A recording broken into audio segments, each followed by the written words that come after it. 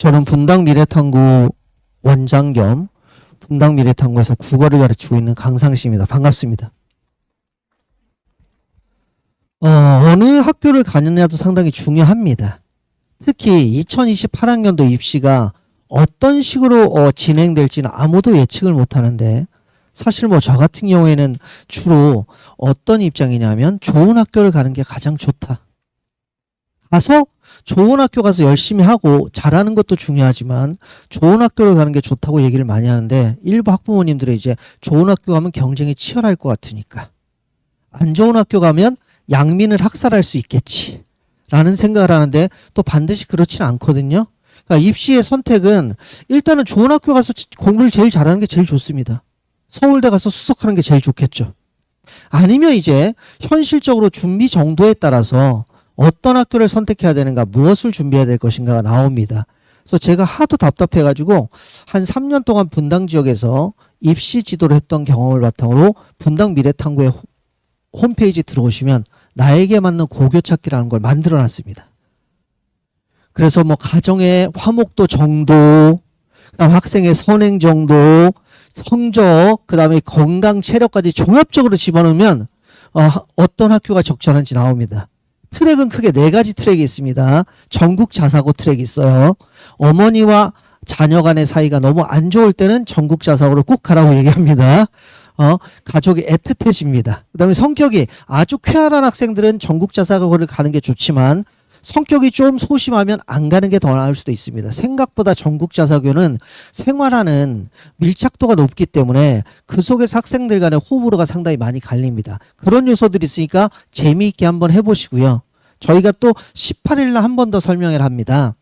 18일 날은 편제표를 가지고 설명을 할 건데, 그때는 또 저희가 새로운 프로그램을 지금 거의 완성해서 시뮬레이션을 돌려봤습니다. 그래서 이번에 내세울 서비스는 뭐냐면요, 어디 가면 잘할까입니다. 그래서 수학 24문제, 20문제 정도를 풀고요.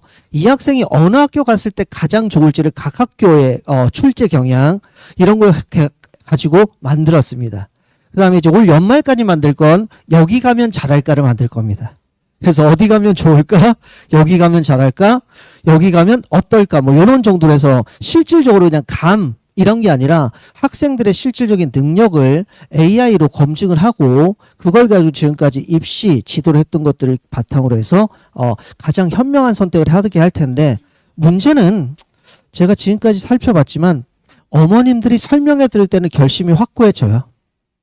하지만 또 설명회 끝나고 집에 가면 생각이 바뀌고 애를 보면 생각이 바뀌기 때문에, 제가 아무리 AI로 지금까지 경험을 녹이고 가장 적합한 학교를 선정해줘도 그때그때 기분은 달라질 겁니다. 오늘 제가 국어에 대해서 잠깐만 말씀을 드릴게요.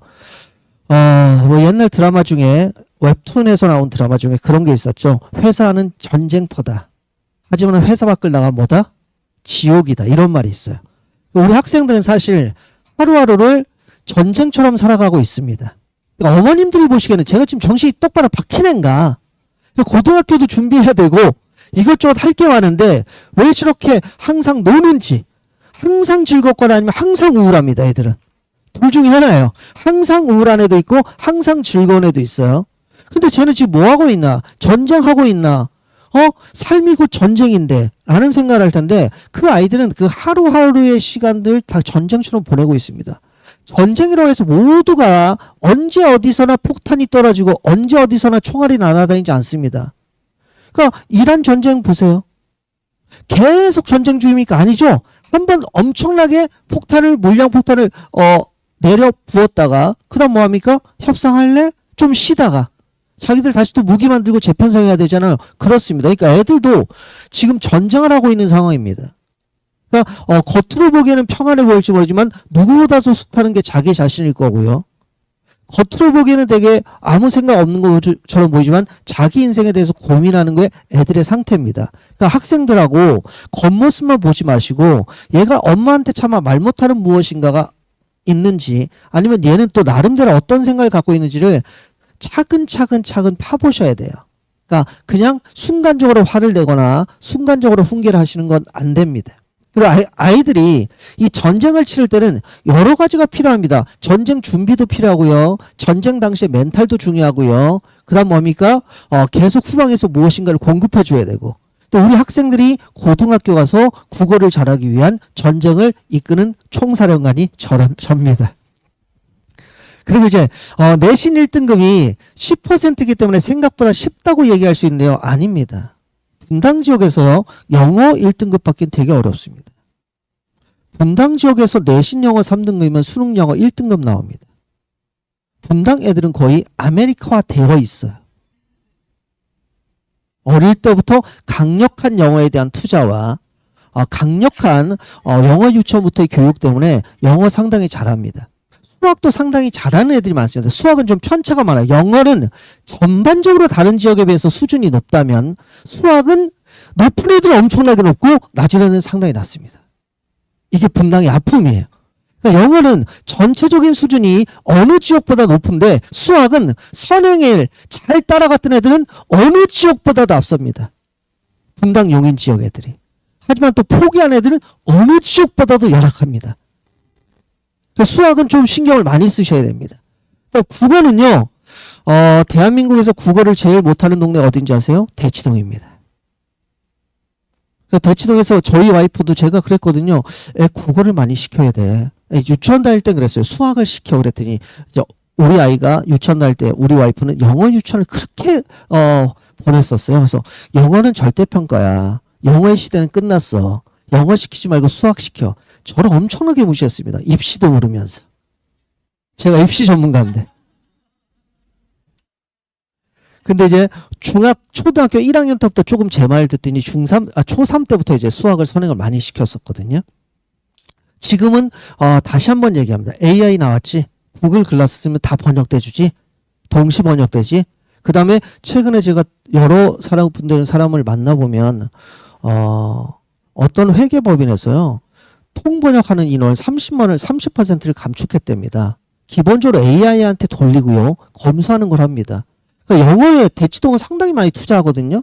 수학도 엄청 많이 투자하는데요. 국어를 투자 안 합니다. 한 번에 이제 또 제가 국어 중요하다 그랬더니 또 지가 국어 강사라고 저희 F 이러더라고요. 그래서 제 말은 안 듣는데 다른 강사 말은 열심히 듣습니다. 뭐라고 그랬냐면 어떤 강사가 대치동 설명회를 갔다 왔대요. 그러니 그분이 그랬다는 거예요. 수학하고 영어는 집 3채 정도 풀면 1등급 나온다. 집 3채 정도 팔면. 하지만 국어는 죽었다 다시 태어나도 안 된다. 이런 얘기를 하는 거예요. 국어를 어떻게 하면 잘할 것인가? 책을 많이 읽어야 국어를 잘할까? 말을 잘해야 국어를 잘할까? 말은 잘하는데 국어를 못해요. 그런 애들 있죠. 책은 많이 읽었는데 아는 것도 많아요. 상당히 얘가 논리적인 것 같은데 시험 문제는 오히려 엉뚱한 걸 계속 정답으로 고릅니다. 누가 봐도 1번인데 자기는 3번이래요. 이게 책 많이 읽은 애들의 가장 큰 병폐입니다. 왜냐면 자기의 지식을 너무 과신하다 보니까 시험이라는 건 어떤 학생의 창의적인 사고라든지 어떤 학생의 어휘력을 평가하는 게 아니라 주어진 틀에 맞춰서 해석할 수 있는 능력을 물어보는 거거든요.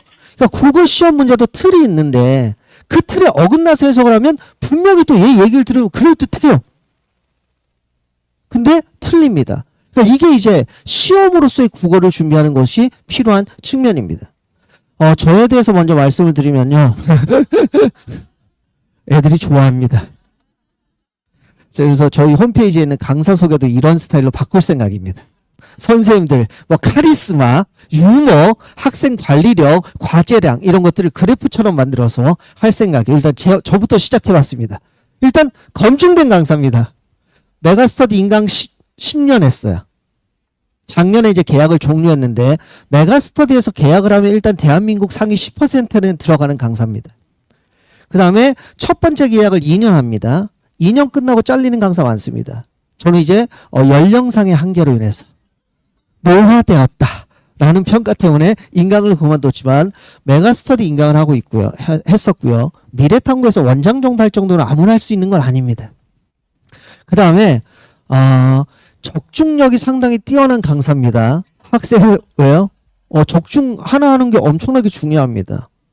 외부 지문, 대한 적중력도 중요하고요. 문제 유형에 대한 적중력도 중요한데 그래도 분당 지역은 괴랄스러운 문제는 없습니다. 그러니까 괴상하고 질환스러운 문제는 별로 없어요. 다른 지역은요. 수능 출제 영향과 완전히 어긋나는 문제들이 많은데 분당은 제시문 구성과 선택지 구성이 거의 수능과 유사한데 수능보다 좀 어렵게 내는 학교도 있습니다. 한솔고 같은 경우. 평균이 40점이 안 나옵니다. 네. 근데 학생들한테 제가 맨날 얘기하거든요. 자, 일단은 뭐 하냐면 저는 무조건 시험 범위 안에 있는 그 지문을 다 암기를 시킵니다. 그래야만 27문제, 서영과 같은 경우에 27문제인데 27문제를 50분 안에 풀 수 있습니다. 그리고 선생님들이 이런 생각을 하는 거예요. 애들이 공부를 열심히 했다는 걸 전제를 합니다. 출제를 내는데. 왜? 상위권을 변별하는 거니까. 그럼 어떻게 하냐면 기본적으로 교과서에 있는 지문을 안 보고도 풀 수 있을 정도가 돼야 됩니다. 그 다음에 외부 지문을 섞는 거죠. 그 다음에 선택지를 복잡하게 만드는데 선택지도 제가 꼭 얘기를 해요. 얘들아 둘로 나눠라. 앞쪽과 뒤쪽이 있는데 보통 이제 시 같은 거 있잖아. 맨날 틀려 애들. 인간이 아닌 존재를 인간화하여. 이게 이제 의인법이죠. 인간화하여 생동감을 보여주고 있다. 또는 정서를 강하게 드러내고 있다. 뒤쪽에 보면 앞쪽과 뒤쪽인데 앞쪽에는 표현 방법이고요. 뒤쪽은 뭐냐면 표현의 의도와 효과입니다. 학생들이요. 앞쪽이 맞으면 뒤쪽이 무조건 맞는지 알아요. 그러니까 매력적 오답과 정답을 만드는 방식인데 애들이 시험 보고 나면 그러죠. 아, 엄마 실수했어. 잘못 봤어. 이럴 때 있거든요. 그럼 선택지가 요 A와 B 전반부와 후반부로 나눠져 있을 때 보세요. 5 이게 정답입니다. OX 매력적 오답이에요. 50%의 정답의 가능성이 있는 거죠. 또 XO 매력적 오답입니다. XX 그 다음에 또 XX 이렇게 나옵니다. 그래서 시험 문제는 어떻게 되냐면 5개 중에 3개는 확실히 걸러져요. 애들이 이걸 거릅니다. 왜? 얘는 첫인상이 아니잖아요. 얘는 어디를 봐도 틀렸잖아요. 요 2개 중에 놓고 고민을 하는데 표현 기법은 제시문에서 딱 보면 나옵니다. 의인법인지 이게 직유법인지 서리법인지가 나와요. 근데 그 의도와 효과를 교묘하게 써놓거든요. 그다음 더한 건 여기 이제 논리라는 걸 섞습니다. 원인과 결과인지 먼저 일어나고 나중에 일어난 건지 이런 걸 섞어요. 그러니까 학생들이 지문을 진짜 미친 듯이 암기하고 미친 듯이 공부하는 것도 중요하지만 선택지를 분석하는 능력을 못 기르면 이렇게 됩니다. 근데 이상하게요. 학생들 중에 2가지가 있어요. 뭔지 모르게 찍었는데 계속 정답을 맞는 애가 있습니다. 그래서 이제 그런 애들 뭐라 그러냐면 우리가 그런 애들 뭐라 그러냐면 쟤는 진짜 구글의 피를 타고난 애다. 세종대왕의 피가 좀 섞여 있을지도 모르겠다. 반개 쪽이지만. 또 어떤 애는 고민하는데 꼭 찍으면 오답이에요. 더한 거요. 정답을 선택했다가 아닌 것 같아요. 고쳤어요. 근데 또 오답을 선택했어요. 고칠까 말까 하다가 안 고칩니다. 왜 그런지 아세요? 우리도 모르지만 그 학생들의 머리가 어떤 학생은 이미 정답 친화형의 알고리즘이 내장되어 있는 거예요. 자, 우리 그런 말 많이 쓰잖아요. 유튜브 알고리즘에 이끌려서 여기까지 왔어요. 이런 말씀 하시잖아요. 그러니까 애들 머릿속에 우리는 모르지만 정답 친화형인 애가 있어요. 그러니까 걔는 고칠까 말까 고민할 때 고쳐도 되고 안 고쳐도 되고 고치고 싶을 땐 고치고 고치지 말고 싶을 때는 안 고쳐야 돼요. 걔 머리가 그렇게 명령을 내리는 겁니다. 근데 오답 친화형은요. 정답을 썼어요. 그럼 계속 이제 오답이 일로 와? 일로 와? 그럼 가는 거예요. 그러니까 자기도 모르게 그 알고리즘에 끌려갑니다. 이 알고리즘의 힘은 무섭습니다. 그래서 오랫동안 선택지를 체계적으로 분석하고 얘가 왜 정답인지 아닌지를 판단하는 기준을 세워야 되는데 그렇게 가르쳐도 실제 시험장 하면 다시 감으로 찍긴 하지만 그러면 뭐 때문에 얘가 정답이고 얘가 뭐 때문에 오답인지를 판단할 수 있는 기준이 6가지 정도가 있어요. 이걸 학생들이 계속 체화하면 이제 그 알고리즘에 벗어나서 자기만의 뭘 갖는 거냐면 프로세싱, 로직을 갖는 겁니다. 그러니까 국어 수업이란 그래야 돼요. 그러니까 지금까지 국어에 대해서 막 얘기하는 게 책을 어릴 때부터 안 읽어서 그래요. 얘는 이과형 머리예요. 요즘 이과형 애들이 국어도 잘하고 수학도 잘하는 게 이과입니다. 그렇죠? 네, 국어도 잘하고 수학도 잘하는 게 이과예요. 그 다음에 국어도 안 하고 수학도 안 하지만 열심히 사는 애가 예체능입니다. 예체능 그림을 열심히 그리든 뭔가라든 진짜 열심히 해요. 그 친구들이 만약에 수학형 물리끼고 수학을 팠다 엄청나게 잘하는 애들입니다. 삶의 목표도 없고 국어도 못하고 수학도 못하는 게 뭐예요? 인문계죠. 네. 근데 좀 바뀔 겁니다 이제. 왜요? AI 시대가 왔으니까. 좀 바뀌긴 할 텐데 실제로 학생들이 국어책을 많이 읽는다고 잘 되는 것도 아니고 시를 딸딸딸 암송한다고 잘 되는 것도 아니고 문제를 푼다고 잘 되는 것도 아닙니다. 똑같은 방식이 아니라 어떤 방식으로 문제를 바라보고 접근하고 선택해야 될지 결국 애들의 선택력을 길러주는 게 국어 수업이라고 저는 생각을 해요. 그래서 학생들한테 국어 수업을 많이 할 때도 제가 가르치기보다는 왜 넌 이걸 선택했는데 여기서 왜 이게 정답이 아닌데 이런 걸 계속 물어보면서 학생들이 점검하도록 하는 겁니다. 그 다음에 연구는 누구보다 많이 합니다. 각 학교의 출제 경향 분석해서 블로그에 올려놨는데 아무도 안 읽어요. 아무도 안 읽습니다. 그래도 그냥 올립니다. 남들이 알아주든 모르든 뭔가 해야 되니까. 예상 문제도 만드는데 지금은 2회분 정도 만들어서 마지막 날 파이널 보고 있는데 상당히 학생들에게 많은 도움이 됩니다. 그 다음에 제가 제일 좋아하는 건 논리예요, 논리. 그래서 한국 사람들이 좋아하는 논리가 있거든요. 한국 사람들이 제일 좋아하는 게 뭔지 아세요? 대립구도입니다. 그러니까 독서 지문을 읽을 때나 문학 지문을 읽을 때나 대립구도를 머릿속에 남겨둬야 돼요. 대립구도 밖으로 지나가면 다 사라집니다. 지금 지방자치 선거도 보세요. 수많은 당이 있지만 대립구도에 있는 2개 정당만 눈에 띄는 겁니다. 그래서 걸그룹들도 라이벌 그룹 2개만 중심입니다. 그래서 맨날 애들한테 얘기하거든요. 시를 읽든 독서 지문을 읽든 대립구도를 봐라. 펄펄 나는 적개꼬리 암수서로 정답구나. 외로운 이내 몸은 니와 함께 돌아갈고. 이게 황조가인데 나와 반대되는 정다운 깨꼬리가 있기 때문에 나의 외로움이 더 커지는 거야. 이렇게 얘기를 해주거든요. 그러니까 대립구도인데 왜 그러면 그런 대립구도를 형성하게 됐는가? 인과관계. 요 2개가 제일 중요한 관계입니다. 머릿속에 계속 이것만 보고요. 성택지를 보면서도 대립구도와 인과관계, 대립구도와 인과관계만 봐도 절반 이상이 풀리는 게 우리나라입니다. 그 다음에 이제 우리나라는 다른 나라와 다르게 한국 영어 시험 딴 나라 애들 보면 잘 못 풉니다. 그래서 맨날 그러죠. 수능 끝나면 꼭 이상한 미국인 데려다가 미국인도 틀리는 영어 시험. 그 다음 경작가도 틀리는 사회시험. 뭐 이런 거 내죠. 그거 똑같아요. 국어국문학과 교수가 수능 국어 시험 본다고 100점 맞겠습니까? 못 맞습니다. 못 맞아요. 그러니까 서양 애들하고 한국 애들하고 다른 측면인데 한국 애들이 좋아하는 게 뭔지 아세요? 한국은 서연화된 문화입니다. 그래서 지문 중에서도 어떤 종류 좋아하는지 아세요? 순서관계. 천물도 위아래가 있다. 그래서 뭐 어떤 기술이나 과학 지문도 순서관계. 그래서 무슨 관계인지 아세요? 대소관계. 뭐가 뭐보다 더 빠르게 커진다. 뭐가 뭐보다 더 빠르게 작아진다. 뭐 이런 거 있습니다. 그래서 한 6개 정도의 정보만 계속 머릿속에 3년 내내 주입하면 수능 성적까지 잘 나옵니다. 근데 계속 학생들은 주어진 시간 동안 시험 범위만 공부하기 때문에 어떻게 돼요? 축적이 안 되는 거예요. 그러니까 어떤 지문을 보든 관통하는 기본적으로 선생님들이나 국가에서 평가하고자 하는 항목이 있을 거거든요. 그걸 계속 코어를 길러야 되는데 코어를 기르지 못하고 작품만 한 3번 읽으면 시험 준비 끝난 줄 알고 그 다음 또 중간고사 끝나면 한 2주 놀죠. 아주 신나게 돌아다닙니다. 그 다음에 또 다시 시작해요. 그러니까 사고방식을 축적하고 지문의 양을 늘려서 그 경험을 늘려주는 방식으로 최초로 공부 방식 자체를 설계하지 않으면 학생들의 성적은 안 오릅니다. 특히 자사고 같은 경우에는요. 오늘 자사고 설명이니까 진짜 시험 범위가 널을 띱니다. 특히 외대보고 같은 경우 있죠.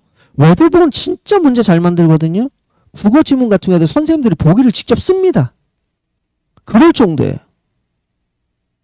그럼 이제 자사고는 공부량이나 활동량이 엄청나게 많습니다. 그러니까 학생들이 공부할 시간을 확보를 못해요. 기숙사 생활하니까 자기가 밤을 샐 수도 없어요. 주어진 시간에 자야 됩니다. 물론 뭐 그런 애들 있죠. 전설적인 애들. 후레쉬 머릿속에 헤드랜트를 하고 이불 덮고 공부를 했다. 몇 번 했겠지만 계속 그러고 있겠습니까?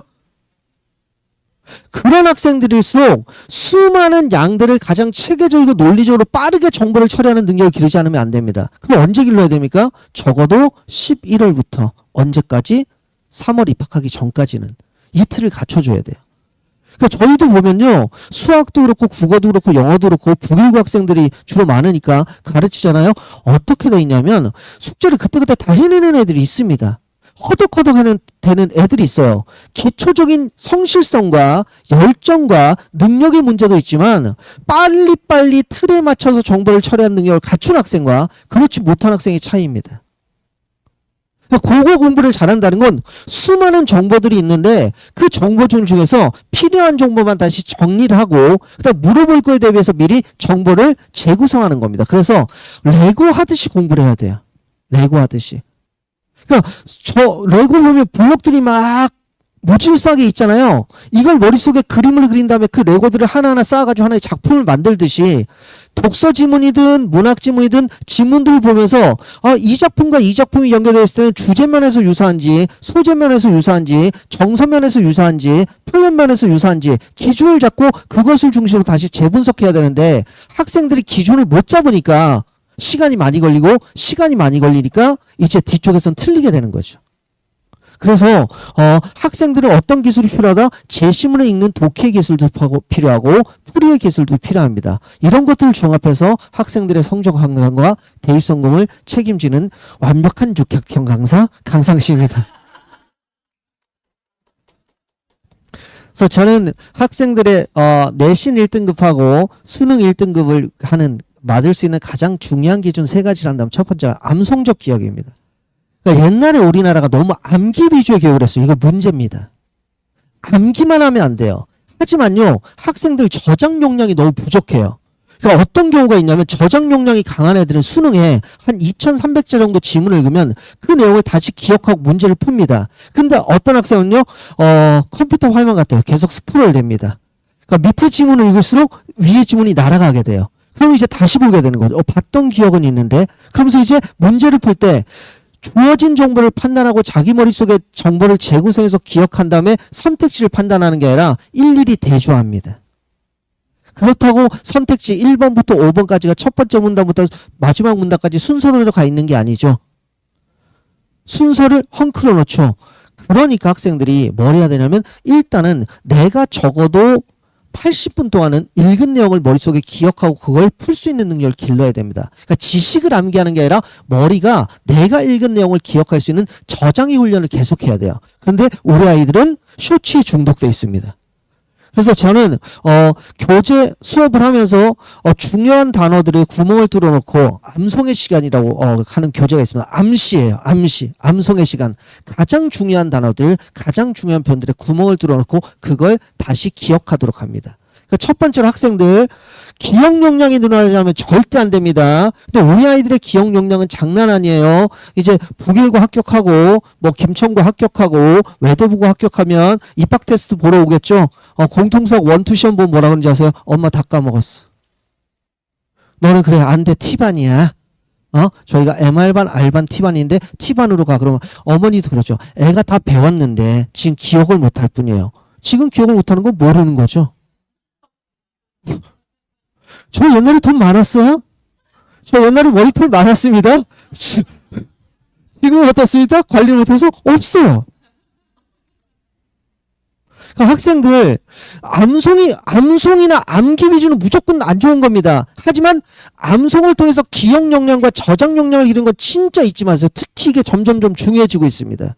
두 번째로는 학생들이 공부를 입체적으로 해야 됩니다. 한 번에서는 형식적인 측면을 봐야 되고 한쪽에서는 내용적인 측면을 봐야 되고 한쪽에서는 정보적인 측면을 봐야 되고 그러니까 제시문을 하나를 놓고 복습을 할 때도 입체적으로 복습을 해야 됩니다.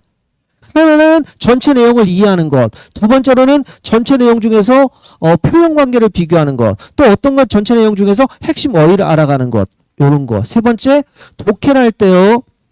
우리는 뭐합니까? 보고 싶은 것만 봅니다, 여러분. 아시겠어요? 진짜 보고 싶은 것만 봐요. 그래서 제가 학생들한테 얘기하거든요. 우리는 보이는 대로 세상을 보는 게 아니라 보고 싶은 대로 본다. 이게 인지심리학의 핵심입니다. 그래서 농구장에 농구를 하는데 한 2초간 곰 한 마리가 왔다 갔다 했어요. 근데 농구 경기가 저쪽에서 벌어지고 이쪽에 곰이 왔다 갔다 하죠. 그걸 못 봅니다. 영상 보면 볼 수 있어요. 근데 학생들이 글을 읽을 때 무목적적으로 읽는 거죠. 내가 시를 읽을 때는 시에서 줄어나오는 문제가 뭐야? 소설을 읽을 때는 소설에서 줄어나오는 문제가 뭐야? 과학 지문을 읽을 때는 과학 지문에서 주로 뭘 물어보지? 이게 머릿속에 있어서 물어볼 문제를 미리미리 찾아야 되거든요. 그리고 지문을 읽으면서 그 정보를 기억해야 됩니다. 학생은 목적이 없어요. 그냥 글을 읽는 겁니다. 그러다 보니까 뭐가 중요한지를 모르죠. 뭐가 중요한지를 모르니까 공부를 하는 게 아까운 거죠. 그러니까 국어는 됐어. 버려. 수학에서 승부 본다. 애들. 수학에서 승부 본다. 1학년 때 말이죠. 선생님 사탐 같은 건 안 해도 됩니다. 전 뭐 정시파예요. 정시 파이터입니다. 2학년 가면 영어는 뭐 절대평가니까 버리죠. 3학년 되면 인생을 버립니다. 그러니까 뭐 하나든 포기하면 안 돼요. 뭐 하나는 포기하면 안 되는데 목적을 가지고 글을 읽어야 됩니다. 목적을 갖지 않고 글을 읽는 건 그냥 여가고 취미활동 힐링이고요. 시험을 보는 건 가장 중요한 정보가 뭔지 있어요. 그러니까 어머님도 다 압니다. 소설 구성의 3대 요소, 인물, 사건, 배경.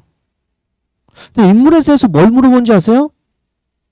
인물 간의 내용에서 보면 양립적 관계인지 대립적 관계인지. 그래서 맨날 나오잖아요. 고전소설 보면 조력자인지 적대자인지. 그렇죠? 그 다음에 얘네들을 변화하는지 안 변하는지. 그래서 옛날 고전소설은 한 번 착하면 끝까지 착합니다. 흥부. 한 번 악하면 끝까지 악해요. 몰부. 현대소설은 다 변합니다. 처음엔 착했다가 세상의 쓴맛을 보고 어떻게 해요? 흑화하죠. 우리 아이들입니다. 어릴 때는 한없이 귀엽고 한없이 효성스러웠지만 7살 이후로 점점 불효자, 불효녀가 돼가듯이 흑화합니다. 이런 시간에 따른 변화. 사건도 주로 뭐가 중요하겠습니까? 인과관계. 왜 쟤네들은 싸우게 됐는데, 왜 쟤는 저렇게 떠돌게 됐는지. 이런 것들을 잘 보셔야 됩니다. 그러니까 학생들한테 공부를 시킨다는 건 이제 나중에 가면 어떻게 되냐면 낯선 지문이 나와도 낯선 내용이 나와도 뭐가 중요할 거라고 판단하고 그걸 가지고 문제를 푸는 능력을 기르는 것. 그래서 국어는 장기적으로 고민을 하셔야 되고요. 특히 자사고에 갈 학생들은 일찌감치 미리미리 정보를 분류하고 정보를 선별하고 정보를 재구성하는 학습량이 아니라 학습량을 높여도 오류가 많게 발생하지 않을 정도의 사고력을 길러놔야 됩니다.